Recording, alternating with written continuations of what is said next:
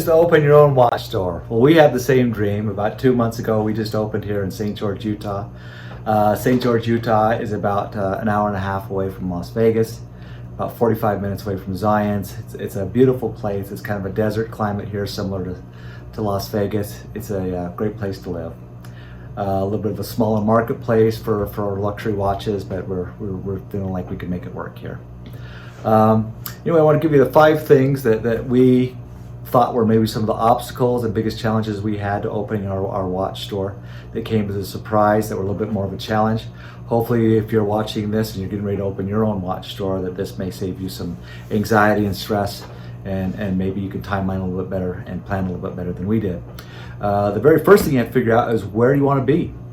We thought this was one of the main reasons that I struggled opening a watch store was security.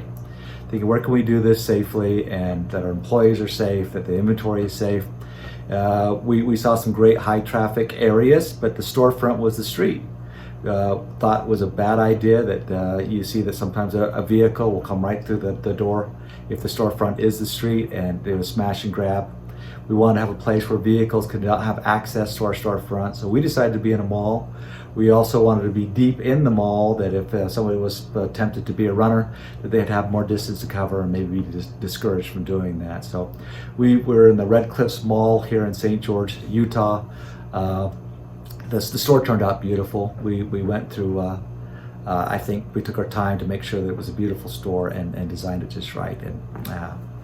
But the number 2, the thing that was a real surprise to us on difficulty was insurance. I had no idea. This took 9 months to get insurance. This was a real struggle for us. I brought up the word Rolex, and you could just see they disconnected and didn't want to insure us. You know, such a high traffic, targeted item for theft was Rolex and luxury watches. They're portable, they're easy to sell. So we really had to go through a learning curve. We had to learn what a jeweler's block was. We had to come up with adequate plans for security, which was what types of safes, what type of closed circuit television, what type of alarm system, armed security. What we had to present, all the different, how many employees were working. We had to give them a great blueprint on what our idea was for securing the store. It is not cheap to insure Rolex watches and luxury watches, and not easy to acquire. So start early. That would be something that I would get started probably a year in advance. It could happen earlier for you, but definitely give yourself adequate time to secure that and get that done. I was getting nervous. We were getting close to opening and we still weren't insured, so it did come through at the end though. Number 3, which is related, make sure that you don't scrimp on safes. You really want to maybe even build a safe room. At the very least, a TL30 safe, which means a 30-minute professional would take them that much time to break into your safe. I would recommend going much better than that, getting something that's vibrations sensitive, something that's just go over the top. Do not get cheap on your safes. I know now that we went through the process, I feel a lot better that I'm insured. I feel a lot better that I have great safes. We've got a great strategy for which watches to keep on-site, off-site, and just have a great strategy on how to do that safely. The most important thing is to keep your employees safe and have an environment that is safe and secure. Number 4, make sure you know how to source watches. We recognized right after the first and second week, people were coming in on a regular basis asking what was new. We realized that relying on local trades to keep our inventory fresh wasn't going to happen. We had to artificially do that in the beginning, to flush watches in, to flush watches out, that if somebody were to come in each week, they would see something different. So make sure that you're in a good position to source watches. Number 5, make sure you're adequately financed. Most people are going to want to be paid for their watches. Very few will want to consign. We probably find 90-95% are expecting to be paid when they sell you a watch. So the 5, just to go over really again, that you want to make sure these are the pillars of being able to have your luxury watch store. Number 1, a secure location. Number 2 is making sure you get it insured.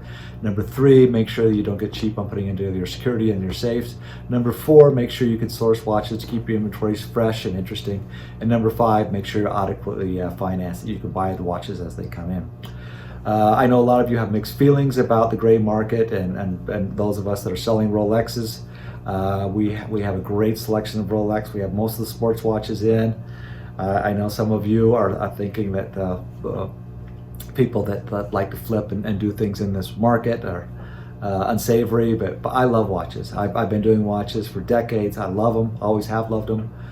This is kind of a thing with Rolex and AP and Patek, and all the watches are just for fun. You know, we sell Omegas and Panerais, IWC, Cartier, Ball, Tudor. I know I'm probably forgetting a few, but we love watches, and we're interested in buy, selling, and trading just about any watch that's interesting. If you're looking to sell, buy, sell, or trade, we'd love to work with you. Easiest way to contact us is 801-376-TIME. That's actually a cell phone number, so you can text pictures to that, 801-376-TIME. If you give us adequate pictures and adequate description, we can get right back to you with a price quote. If you're interested in buying something or trading for something, regalwatchexchange.com. That's regalwatchexchange.com. We're still trying to catch up to get all of our inventory on there. Some watches have just come in we haven't gotten on.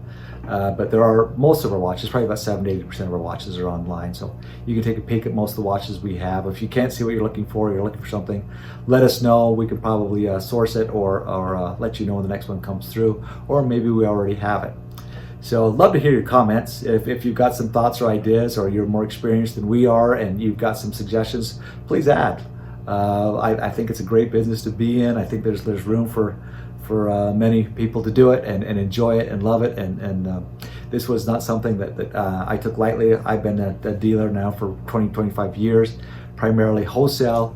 It was actually this is an endeavor with my son Patrick, who wanted to do a retail store here in St. George. So this is something that I love. My son wanted to do something for him that he could enjoy and build a career out of. So I've kind of shifted some of my wholesale and directed it through him to be able to do a retail store here. So anyway, love to hear your feedback. Enjoy the watch world, and look forward to March 30th when all the new Rolexes are coming out, and Watches and Wonder and all the new stuff. I'm sure we could speculate on all the things that may or may not happen, but we probably all be wrong. So until then,